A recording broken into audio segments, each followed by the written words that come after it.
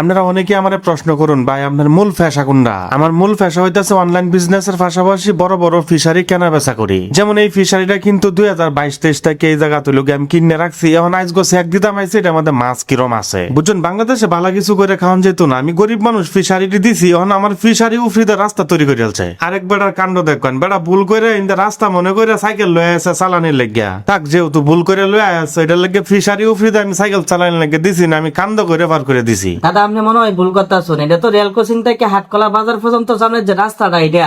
আর কন্যা যে বয়স হয়েছে তো এখন আর আগের মতন মনে থাকে না। আমি ভাবছি আমার ফিশারির ভিডিও এখন দিই রেল ক্রসিং থেকে হাটকলা বাজারে যাওয়ার রাস্তার ভিডিও এডিট করতেছি। আচ্ছা যাক, তাহলে রাস্তার কথাই আলোচনা করি। এই রাস্তাটাতে শুধুমাত্র মানুষ চলাচল করবো বিষয়টা কিন্তু এমন না, আর একটা সুবিধাও আছে। মানুষ চলাচল করতে করতে যখন ক্লান্ত হয়ে যাবো তখন ইনো উজু করার ব্যবস্থাও আছে। এই রাস্তার কিন্তু আর একটা বৈশিষ্ট্য আছে, অটো সিএনজি মোটরসাইকেল দিয়ে যদি এই রাস্তাতে আপনি যান তাহলে কয়েক কিলো যাওয়ার পরে নিজের বাপের নাম আর মনে থাকে না। ভাইয়ের নাম যদি মনে রাখতেন চান তাহলে অটো সিএনজিতে যে সময় যাইবেন এই সময় মাথার মধ্যে একটা হেলমেট লাগায় তারপরে যান যায়, তাহলে মাথাটা বাঁচবো, বাপের নামটা মনে থাকবো। আচ্ছা, এই রাস্তাতে আপনারা যারা নিয়মিত যাতায়াত করুন, আপনারা কোমরের আড্ডি উড্ডি কি ঠিকঠাক আছে? এটা সত্যি কথাটা লেন যে কমেন্ট সেকশনে। না, আপনারা যারা এমন একটা সুন্দর রাস্তা পাইছুন, আপনারা জীবনে আর সূত্রর দরকার নাই। আমার লাইফে দেখা ভয়ঙ্কর সুন্দর অস্থির বিউটিফুল নাইস একটা রাস্তা এটা হইতেছে এটা। রাস্তাটার ভয়ঙ্কর অপরূপ জঘন্য সুন্দর দেখে আমি একবারে ফ্রেমে পড়ে গেছিলাম। নাইম আমারে জোর করে দইরা তারপরে বাসাত লইছে টাইনিয়া। আমি প্রথমে ভাবছিলাম কুনিয়া জামিউল উলুম মাদ্রাসার হয়তো পক্ষ থেকে এডিলোকে ফুকুটি দিছে মাদ্রাসার যাতে উন্নতি হয়। ওমা পরে দিহি এটা মাদ্রাসা স্বামী দে বলি রাস্তা গেছে বাচ্চা গেছুন। আমরা নানি মরে গেছে অনেক আগে, আর না হইতে নানির লয়ে যদি ইন্দে উঠুতে যাইতাম তাহলে নানির মাথার জোড়া চুল নাই এর চেয়ে বেশি গোলামের ফুটি কইল।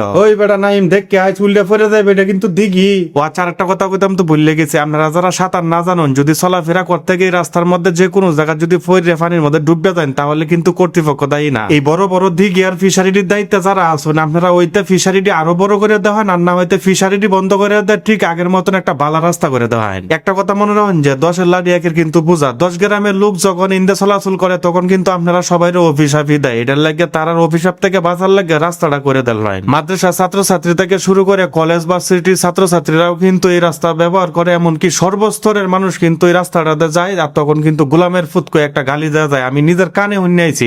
হয়তো আমার মুখ থেকে কথাটি শুনতে তিতা লাগলেও কথাটি কিন্তু এটাই সত্য। মানুষ যখন ভালো একটা রাস্তাতে যায় তখন কিন্তু আলহামদুলিল্লাহ কইতে বাধ্য হয়, আর যখন খারাপ রাস্তা দেখে ভাঙ্গা একটা রাস্তা আড্ডির বেক্কে রুক্কে যায় তখন কিন্তু গোলামের ফুট কইতেই বাধ্য হয়। অসম্ভব ভয়ঙ্কর জঘন্য সুন্দর রাস্তাটা আপনার সামনে তুলে ধরার দায়িত্বটা আছে না আমার, কিন্তু শেয়ার করার দায়িত্বটা প্রচার করার দায়িত্বটা কিন্তু আপনারা তো ছাইড়ে দিলাম। এই রাস্তাটার পূর্ণ নির্মাণ করার দায়িত্ব আপনারা যারা তো আছে, আপনারা ফায়ার মধ্যে আমি শুরু ভাই হিসাবে হাত রেখে কইতাছি আপনারা এই রাস্তাটা তাড়াতাড়ি ঠিক করে দেওয়ান। মানুষ প্রচুর পরিমাণ